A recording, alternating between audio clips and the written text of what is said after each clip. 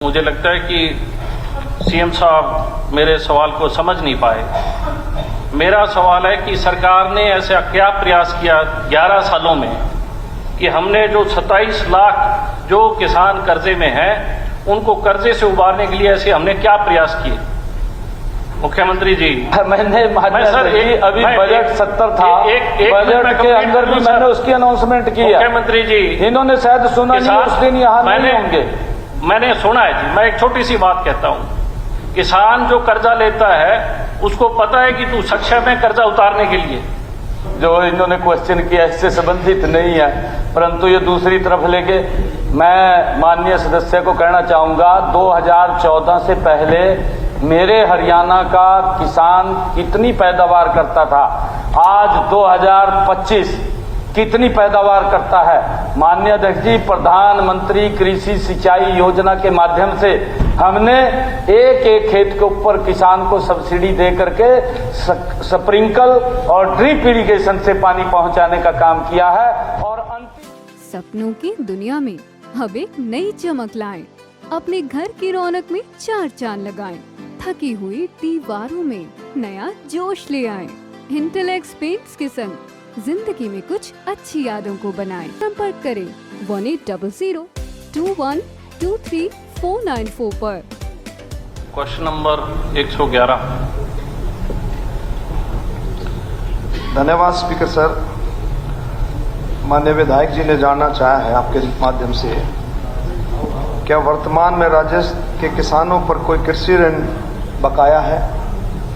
यदि हाँ, तो ऊपर वर्णित कृषि ऋण की बकाया राशि की सीमा व कुल कितने किसानों के विरुद्ध राशि बकाया है, उसका जिलावार ब्यौरा क्या है?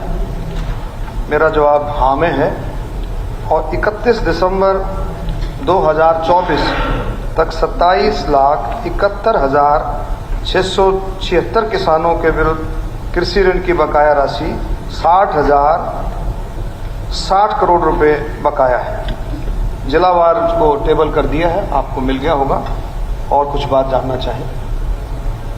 स्पीकर साहब, मेरा सवाल माननीय मुख्यमंत्री जी से था और ये बहुत एक चिंता की बात है कि 60,000 करोड़ रुपया किसानों पे कर्जा है।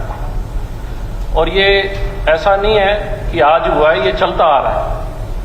11 साल से आपकी मंत्री महोदय जी, आपकी सरकार है, मुख्यमंत्री जी, क्या ऐसे प्रयास किए गए कि हमने उन किसानों का कर्जा कम करने के लिए क्या ऐसी नीति बनाई गई जिनसे उन किसानों का जो 60,000 करोड़ रुपया कर्जा है, 27 लाख किसानों में से कितने किसानों को इस बात का लाभ पहुंचा, जो सरकार की नीतियां पॉलिसियां हैं उससे कितने किसान लाभान्वित हुए?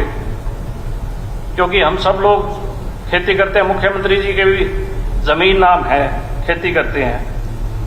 ये कर्जा जो है ये बैंकों का कर्जा है और कई ऐसे प्राइवेट बैंक हैं जिनके, क्योंकि किसान मजबूरी में बेटी की शादी या कोई काम के लिए उनके पास जाता है, और बहुत से बैंक इतना ज्यादा कर्जा ले रहे हैं, जो प्राइवेट बैंक छोटी छोटी दुकानें खुली हुई, कि क्या हम उन चीजों पे चेक्स और बैलेंसेस रखते हैं कि हम उन किसानों को किसी चीज की, क्योंकि अगर उसका इतना ज्यादा इंटरेस्ट होगा तो क्या ये वाजिब है कि उन किसानों को इतनी प्रताड़ना झेलनी पड़े? क्या कोई ऐसी विंडो है जहां जाके वो अपनी आप बीती रो सके? माननीय अध्यक्ष जी, जो अभी आदित्य जी ने बात कही है, क्योंकि पैसा बकाया है किसानों का, परंतु किसान पुराना कर्जा लेता है और लेता भी और देता भी रहता है। एक रोटेशन है किसान की, बैंक से वो कर्जा लेगा, वापस भी करेगा। किसान फसल का लोन लगातार लेते और देते रहते हैं।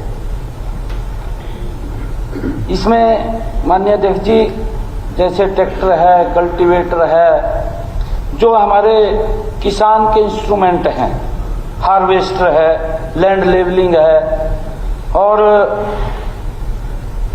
जो कई इस प्रकार के इंस्ट्रूमेंट जिनके ऊपर किसान लोन मध्य अवधि के लिए लेता है और समय अनुसार उसको वापस भी करता है।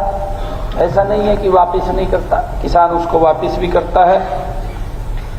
मैं माननीय सदस्य जी बताना चाहूंगा कि हर को बैंक 1.5 लाख तक का लोन देता है, जिसका इंटरेस्ट माननीय अध्यक्ष जी वो सरकार वहन करती है। मैं उसके बारे में बताना चाहता हूं कि जो हर को बैंक से वो लोन लेता है वो 7% ब्याज के ऊपर उसको मिलता है, परंतु उसका हरियाणा सरकार 4% वहन करती है और केंद्र सरकार 3% वहन करती है। कोई इंटरेस्ट किसान का नहीं लगता, बिना इंटरेस्ट के उसको लोन देने का काम सरकार करती है और इसी कारण से किसान लेता भी है देता भी रहता है उसके ऊपर। और ये जो माननीय सदस्य जी ने पूछा है कि कितने किसान इससे लाभान्वित हुए हैं, कोई भी किसान अगर लोन लेना चाहे तो उसका ये इंटरेस्ट है तो इंटरेस्ट सरकार उसका वहन करती है। जो मैंने बताया है उसकी एक प्रक्रिया है,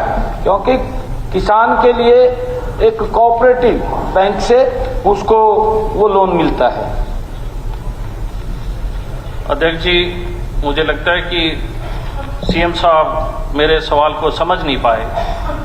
मेरा सवाल है कि सरकार ने ऐसा क्या प्रयास किया 11 सालों में कि हमने जो 27 लाख जो किसान कर्जे में हैं उनको कर्जे से उबारने के लिए ऐसे हमने क्या प्रयास किए? मुख्यमंत्री जी, मैंने अभी बजट 70 था, बजट के अंदर भी मैंने उसकी अनाउंसमेंट की है। मुख्यमंत्री जी, इन्होंने शायद सुना नहीं, उस दिन यहाँ नहीं होंगे।